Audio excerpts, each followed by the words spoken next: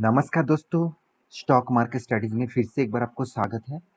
तो आज मैं बात करूंगा एक पेनी स्टॉक के बारे में, क्योंकि देखिए कंपनी एक्चुअली देखा जाए तो कंपनी इतने बार स्प्लिट एंड बोनस लेके आए, तो जिसके लिए कंपनी हमेशा पेनी स्टॉक ही बने रही।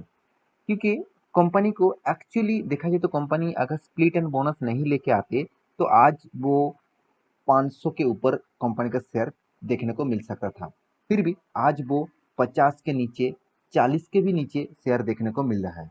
तो एक पेनी स्टॉक बन के रहेगा क्यों इस कंपनी, और कंपनी क्यों चाहते हैं बार बार इस कंपनी के ऊपर स्प्लिट एंड बोनस ले आने के लिए। तो इसी के ऊपर बात करूंगा, क्योंकि आज मैं जिस कंपनी के बारे में बात करूंगा उसके चर्चे में बहुत बार कर चुका हूँ, और आपको हर जगह पे इसका चर्चा देखने को मिलेगा, क्योंकि कंपनी एक छोटा कंपनी है मगर कंपनी में दम है। तो कितना दम है उसी के ऊपर बात करूंगा, तो वीडियो को पूरा देखिए, क्योंकि आज आपके सामने मैं डिस्कस करने वाला हूँ ट्राइडेंट के बारे में। तो ट्राइडेंट एक पेनी स्टॉक अभी बन चुके हैं, तो इस कंपनी के बारे में डिस्कस करूंगा, तो वीडियो को लास्ट तक देखना, क्योंकि बहुत सारे दोस्तों ने कमेंट किया सर इस कंपनी तो 60 रुपीज तक गया था, तो आज 40 रुपीज चल रहा है, क्या कंपनी के ऊपर निवेश करूँ, क्या मेरे निवेश है, क्या मैं एग्जिट करूँ। तो सारा इन्फॉर्मेशन इस वीडियो में ही आपको मिल जाएगा, तो वीडियो को लास्ट तक देखना, और अभी तक अपने इस चैनल को सब्सक्राइब नहीं किया तो फटाफट सब्सक्राइब कर लीजिए, क्योंकि आपको डेली बेसिस बहुत सारे स्टॉक मार्केट इंफॉर्मेशन अपडेट इस चैनल के माध्यम से मिलता रहेंगे। तो चलो देख लेते हैं आज के इस ट्राइडेंट कंपनी के बारे में। तो सबसे पहले कंपनी के बारे में थोड़ा सा इंट्रोडक्शन में आपको दे दूं, तो कंपनी एक्चुअली बिजनेस क्या करते हैं। आप सभी जानते हैं कंपनी का बिजनेस मॉडल्स डाइवर्सिफिकेशन है, मतलब कंपनी अलग अलग सेक्टर से जुड़े हुए बिजनेस करते हैं, जिससे इसका बहुत सारे बिजनेसेस है। तो बिजनेसेस दिखाने से पहले कंपनी का क्लाइंट्स में आपको दिखा देता हूँ कि एक्चुअली कंपनी का पार्टनर्स किसके साथ है, कंपनी किसको खुद का माल बेचते हैं, वो आपको देखना चाहिए। आप देख सकते हैं सबसे बड़ा एक इंडस्ट्रीज है, वो है रिलायंस इंडस्ट्रीज, जिसको यन एंड फैब्रिक, मतलब रिलायंस आप जानते हैं कितने बड़े टेक्सटाइल कंपनी है, और यन और फैब्रिक के लिए वो सबसे ज़्यादा डिमांडेबल है, तो इसीलिए वो ट्राइडेंट से यन और फैब्रिक्स खरीदते हैं। और ईयन और फैब्रिक बनाने वाला टाइडेंट एक बहुत बड़ा मार्केट को कैप्चर करके रखा है। साथ ही साथ आप देख सकते हैं ग्रासिम इंडस्ट्रीज लिमिटेड, जो एक्चुअली आदित्य बिरला ग्रुप के ही है, वो भी एक टेक्सटाइल बिजनेस से जुड़े हुए हैं, और वो भी देखिए ईयन एंड फैब्रिक्स वो भी यहाँ पे खरीदते हैं। यहाँ पे देखिए जो लेंजिंग्स है, और वो भी ईयन एंड फैब्रिक्स खरीदते हैं। साथ ही साथ आप देख सकते हैं एवरी जो जो डिनेसिस है, डिनेसेशंस है, वो भी यहाँ पे देखिए पैकेजिंग का प्रोडक्ट इसके ऊपर लेते हैं। LMW जो है वो मतलब लक्ष्मी मशीन्स वर्क्स लिमिटेड, वो टेक्नोलॉजीज के ऊपर कंपनी का मतलब पार्टनर्स बन चुके हैं, टेक्नोलॉजी के ऊपर कंपनी मतलब बिजनेस करते हैं। तो बहुत सारे ऐसे कंपनी है जैसे टोयोटा है, तो वो भी टेक्नोलॉजी के ऊपर। अभी बहुत सारे कंपनीज है, यहाँ पे देखिए हंट्समैन भी है, और वो भी यहाँ पे देख सकते हैं डाइस एंड केमिकल्स के ऊपर भी कंपनी इसके ऊपर पार्टनर्स बन के रहे हैं। तो कंपनी का जो प्रोडक्ट्स है आपको यहाँ पे दिख गया, यन है, फैब्रिक है, साथ ही साथ पैकेजिंग का कंपनी का बिजनेस है, टेक्नोलॉजी का बिजनेस है, एंड डाइस एंड केमिकल्स का भी बिजनेस कंपनी करते हैं। तो कंपनी का जो प्रोडक्ट है वो अलग अलग सेक्टर से जुड़े हुए हैं। साथ ही साथ कंपनी का टोटल सर्विसेज जो प्लांट है 25 प्लस प्लांट्स है। एंड यहाँ पे देखिए आवर जो प्रिंसेस है, जो ग्लोबल मार्केट में फैले हुए हैं 15 है। कस्टमर बेस है कंट्रीज में 150 प्लस, और बाहर की कंट्री में 6 टोटल कंट्रीज में कंपनी का टोटल बिजनेस चलते हैं। तो यहाँ से एक अंदाजा आपको लग गया होगा कि कंपनी का बिजनेस क्या है, और आप तो इसका बिजनेस में बहुत बार आपको दिखा चुका हूँ। इसका यान का बिजनेस है, साथ ही साथ आप देखेंगे तो कंपनी का बहुत सारे बैग्स और फैब्रिक्स का भी बिजनेस है। तो इस तरीके से प्रोडक्ट कंपनी बनाते हैं, और बहुत सारे कंपनी ट्रस्टेड करते हैं इस कंपनी को, जैसे माल भी वो खरीदते हैं। जैसे आप देख सकते हो होम शॉप, बिग बाजार, metro, D mart, Flipkart, Mahindra, Reliance mart, और एक देखिए अकिया, और साथ ही होम टाउन्स, वॉलमार्ट, जेएस। तो कितने बड़े बड़े दिग्गज कंपनी इसका मतलब कस्टमर है। तो ये बात आपको सबसे पहले मैं क्यों बता रहा हूँ, क्योंकि देखिए कोई भी कंपनी के बारे में कुछ भी डिसीजन लेने से पहले इस डेटा को आपको हमेशा चेकआउट करना है, क्योंकि वो किसको माल बेच रहा है और किससे माल खरीद रहा है और कौन सा प्रोडक्ट बना रहा है, इसके ऊपर आपको हमेशा फोकस होना चाहिए। अगर उसका माल बेच नहीं जा मतलब वो बेच नहीं पा रहा है और उसका बिग बिग कस्टमर भी नहीं है, मतलब बड़े कस्टमर भी नहीं है उसके पास, तो वो आज शायद चल गया, फ्यूचर में वो नहीं चल सकते। तो मेरे कहने का मतलब है, कंपनी का बिजनेस सबसे पहले आपको जानना है, उसके बाद बाकी फंडामेंटली फाइनेंशियली डिटेल्स आप जरूर देख लेना।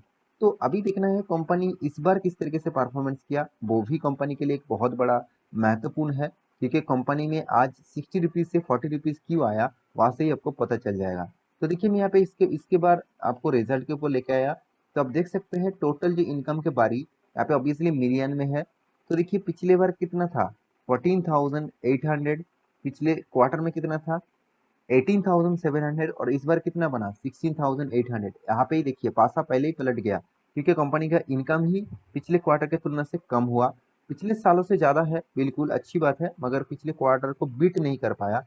ये एक वीक पॉइंट्स है कोई भी कंपनी के लिए। टोटल एक्सपेंस के बारे में बात करूं तो टोटल एक्सपेंस देखिए 15,000, पिछले बार था 16,000, पिछले सालों में था 12,000।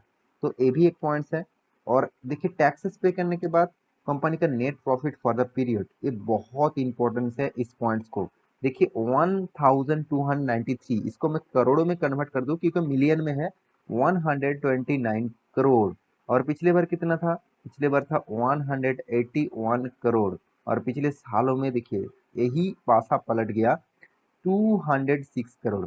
तो जो कंपनी 206 करोड़ था वो इस बार बन चुके हैं 129 करोड़। तो एक्चुअली देखिए कोई भी स्टॉक में अगर गिरावट हो रहा है, दो कारण से हो सकते हैं। अगर उस कंपनी को ऑपरेट किया जा रहा है तो उसके बेसिस से स्टॉक में गिरावट हो सकते हैं। और दूसरी बात, कंपनी का जो फाइनेंशियल रिपोर्ट है, कंपनी का जो बिजनेस है, वो धीरे धीरे कम होता जा रहा है, मतलब बिजनेस का प्रॉफिट अर्निंग, कंपनी का मार्जिन, कंपनी का सेल्स डाउन हो रहा है, तो उसके बेसिस से भी स्टॉक में गिरावट हो रहा है। तो ये एक पॉइंट्स आपको हमेशा नोटिफाइड करना होगा। तो मेरे हिसाब से कंपनी का जो ये जो रिजल्ट है वो थोड़ा सा वीक पॉइंट्स मुझे दिखा। तो अभी जो बात सबके मन में है, क्या सर इस कंपनी से मैं निकल जाऊं? देखिए मेरे पास भी इस कंपनी का हिस्सेदारी है, मगर मैं जरूर कहूंगा, मैं पेनी स्टॉक में जब निवेश करता हूँ, ऐसे नहीं कि पूरा का पूरा पैसा लगा देता हूँ, मैं छोटा मोटा अमाउंट लगाता हूँ। कल जब इस कंपनी डूब भी जाए ना, मुझे कुछ फर्क नहीं पड़ेगा, क्योंकि इस कंपनी की हिस्सेदारी मेरे पास करीबन करीबन 7 रुपीज के आसपास है। तो तब से मैं होल्ड करके रखा हूँ, 60 रुपीज तक भी गया था, फिर भी मैं माल नहीं बेचा, क्योंकि मुझे इस कंपनी में थोड़ा सा भरोसा है। क्योंकि इस कंपनी का जो फाइनेंशियली रिपोर्ट है, आज अगर देखेंगे तो देखिए जब कंपनी के ऊपर में इन्वेस्टमेंट किया था तब इस कंपनी 15,000 करोड़ से भी नीचे था। आज वो 20,000 करोड़ से भी ऊपर हो चुके हैं। तो कंपनी में ग्रोथ जरूर हो रहा है, साथ ही साथ कंपनी का हर पैरामीटर आपको पॉजिटिव दिखेगा।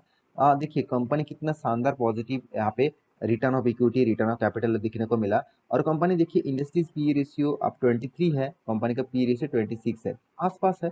कंपनी का 834 करोड़ का प्रॉफिट है, ऐसे नहीं कि कंपनी लॉस कर रहा है। हाँ मानता हूँ कंपनी के पास 1500-1600 करोड़ का मतलब अराउंड कर्जा भी है।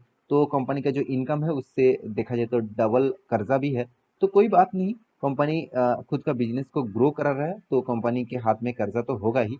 तो फिर भी 551 करोड़ का टोटली फ्री कैश फ्लो है। और कंपनी देखिए सेल्स ग्रोथ 36% और प्रॉफिट ग्रोथ कितना, 48%। और कंपनी का बैलेंस शीट के बारे में बात करूँ, सॉरी प्रॉफिट एंड लॉस के बारे में बात करूँ, देखिए ऐसे कभी भी आपको देखने को नहीं मिलेगा कि कंपनी लॉस किया। हाँ एक बार 2012 में लॉस किया था, और उसके बाद कंपनी कंटिन्यूअसली खुद का प्रॉफिट को मेंटेन कर रहा है। और लास्ट टाइम 2020 मार्च क्वार्टर में तो कंपनी सारे हद पार कर दिया, 800 करोड़ का प्रॉफिट किया, जो एज ए रिकॉर्ड है इस कंपनी का। फर्स्ट टाइम इतना रिकॉर्ड कंपनी बना है। तो मैं कंपनी के ऊपर बहुत ट्रस्ट करता हूँ, बहुत भरोसा करता हूँ, क्योंकि इसका मैनेजमेंट टीम बहुत स्ट्रांग है। और रिटर्न के हिसाब से तो देखने का लायक है, कितने बड़े रिटर्न है। फिर भी बहुत सारे लोग कहेंगे सर मेरे तो 30% लॉसेस चल रहा है। क्यों? उसका 30% लॉसेस चलने का मेन जो कारण है, वो 60 रुपीज के ऊपर बाई करके रखे थे, आज वो 40 रुपीज के आसपास कंपनी का प्राइस चला है। तो इसीलिए शायद उसको लॉस दिखेगा, 6 मंथ में 30% का लॉसेस आपको दिखेगा। मगर आप लॉन्ग टर्म पीरियड में देखेंगे तो कंपनी का नजरिया कुछ अलग है, कंपनी ट्रेंड कुछ अलग है, तो थोड़ा सा रिकवरी होगा ही। क्योंकि कोई भी कंपनी हमेशा रॉकेट की तरह भागते नहीं, कभी ना कभी वो रिकवरी होगा ही।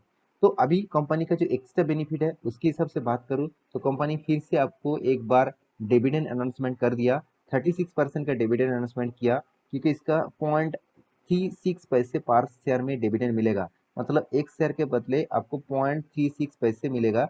तो आपके पास अगर 1000 शेयर है तो करीबन करीबन आपको 36 रुपीज का डिविडेंड मिलेगा। तो बाकी आप एक बार रिसर्च करिए इस कंपनी के ऊपर, उसके बाद आपको लगे हाँ इस कंपनी के ऊपर निवेश करना चाहिए तो आप निवेश कर सकते हैं। देखिए मैं ट्रस्ट करता हूँ, फिर भी पेनी स्टॉक में मैं पहले बता चुका हूँ ऐसे निवेश करके रखा हूँ जो कल जाकर कंपनी जीरो भी हो जाए ना तो मुझे कुछ फर्क नहीं पड़ेगा। फिर भी इस कंपनी में स्ट्रेंथ जरूर है, स्ट्रांगनेस जरूर है। आपको लॉन्ग टर्म विजन के लिए सोचना चाहिए, तभी आपको अच्छा खासा फायदा मिल सकता है। आशा करता हूँ सारी जानकारी आपको मिल चुका है। मेरे वीडियो कैसे लगा जरूर कमेंट करना, और इसी तरीके से वीडियो पाने के लिए चैनल को सब्सक्राइब भी करना। मिलते हैं नेक्स्ट टॉक लेके, तब तक के लिए अच्छे से रहिए, अपने ख्याल रखिए, बाय बाय।